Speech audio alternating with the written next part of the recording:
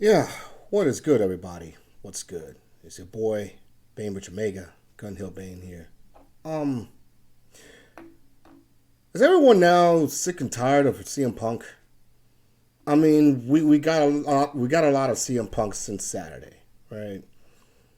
And a lot of podcasters were talking about it since Sunday, and then they were talking about it again on Monday, and then they talk about it again on Tuesday. Can we just stop with the CM Punk garbage? All right. Yeah, I mean, the end of the story is CM Punk is back in the WWE, blah, blah, blah. Everyone's happy, right? Where's the wrestling? Because last time I checked, ever since Survivor Series went off the air, where has been the wrestling? I didn't see it. Where's the real competitive spirit of professional wrestling? Where is it? It's not in WWE. They're known for their showmanship. They're known for their deep invested storylines, the soap opera stuff that grabs you, right? And they're big name stars who only show up with a few promos and people are like, oh my God, that's the biggest thing ever. But where is the wrestling? Because the last time I checked, wrestling is supposed to be a sport. Wrestling is supposed to be a competition between two men or two women going at it to see who's going to be the better person that night. I don't see that in the WWE. Do you know what I see that? AEW. AEW offers the collection of the most greatest wrestlers from all over the world. It doesn't matter if it's from Japan, Australia, New Zealand, in the United States. It doesn't matter. You want great wrestling, you want great action, you want drama that occurs inside of the ring, you turn to AEW. And I feel that tonight should be the response to all of this hoopla that has been going on since last Saturday. QT Marshall decided to resign, to leave AEW, because he wants to be a sports entertainer. He wants to go to the land of sports entertainment, which is the WWE, because he knew that AEW was going to take on a whole different direction. A New Japan-based style of competition pro wrestling, featuring the very best at their craft. And QT Marshall, as great of a trainer he is with the Nightmare Factory, is not a skilled wrestler. He could be a great entertainer, but he's not a skilled wrestler. And I think that is the direction that AEW should be going moving forward. Forget about everyone else and their hearsay and their ratings and all that bullshit. It doesn't matter. I see what's on my television screen. I see nothing but action and drama coming from AEW. I don't get that from the WWE. I may get their little promos and their talk, but not that.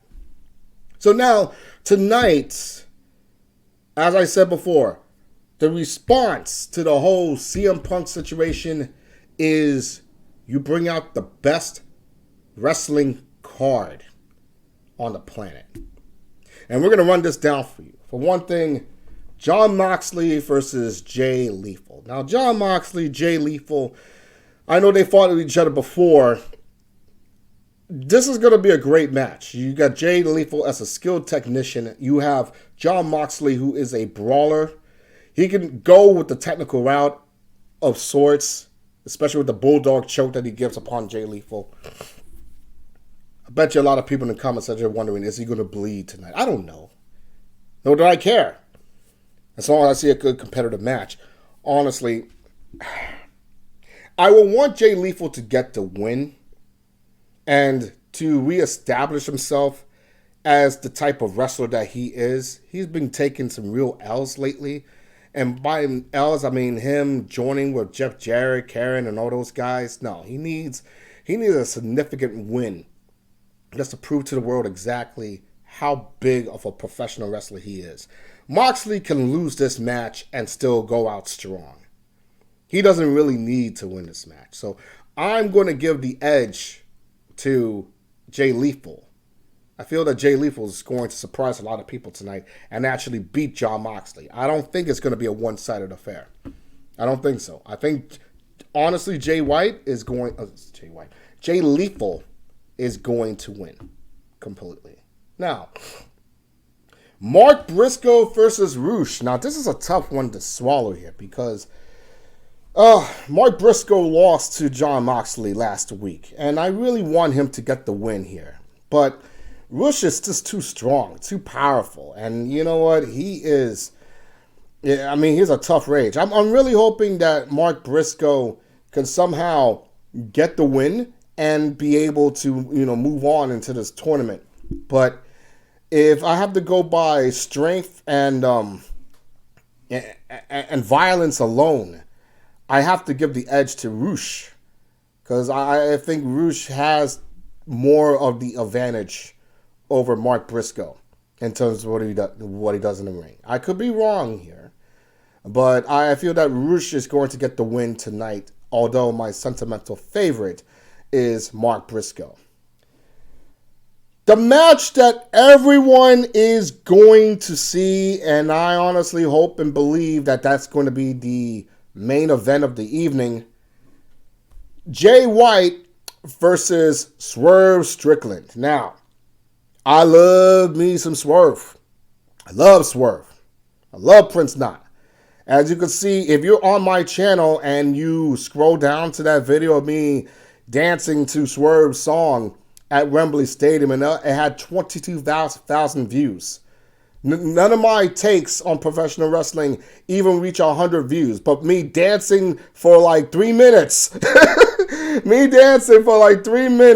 gave me 22,000 views. But that's how much people love Swerve, people love Prince Nana, people love the song.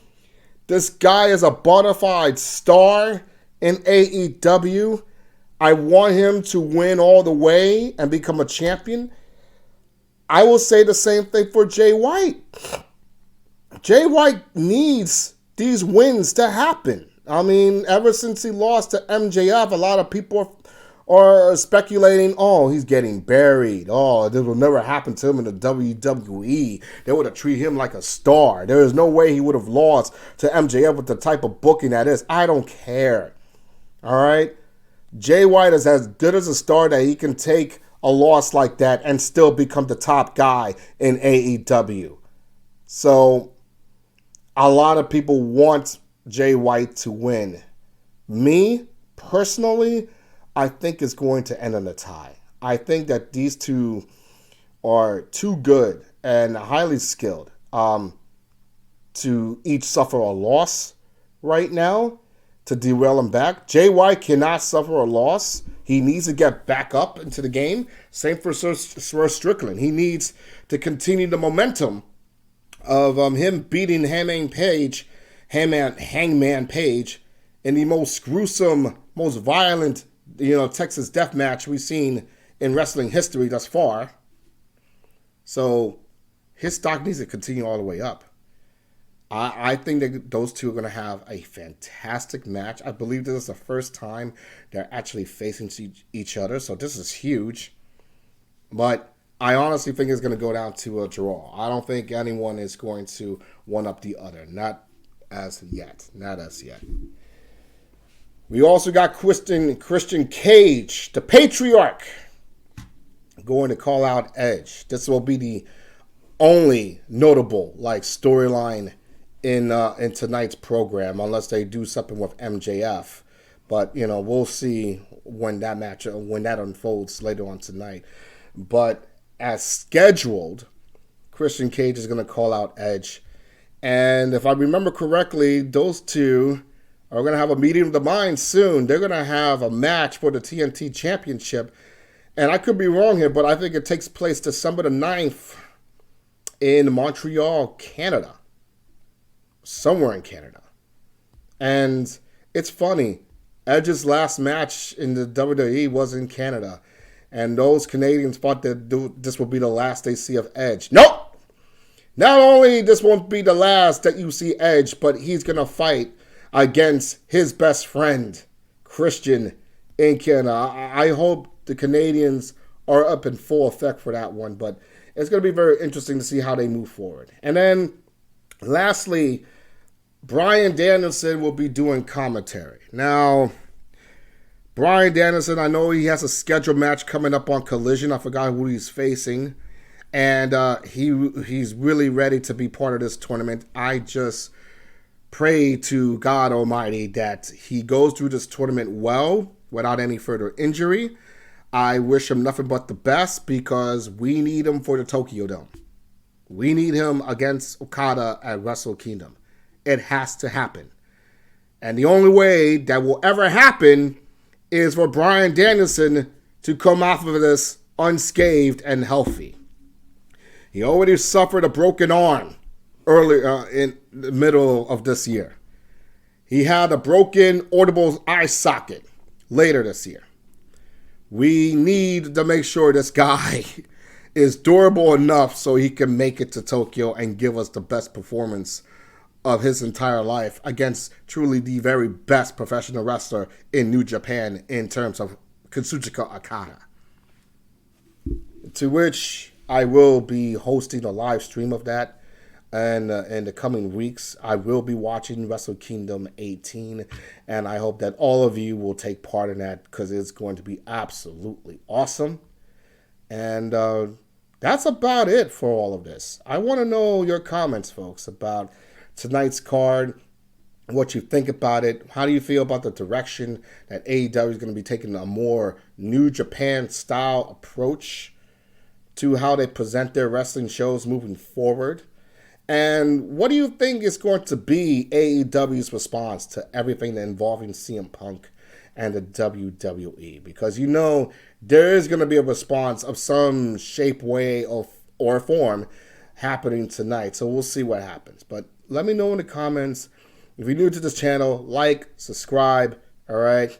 Let me get some money up. You know, let me be happy, all right? I'm here to make friends and to make money. You see, I'm not like CM Punk. I want my cake and eat it too, folks. So, you know, anything will be greatly appreciated.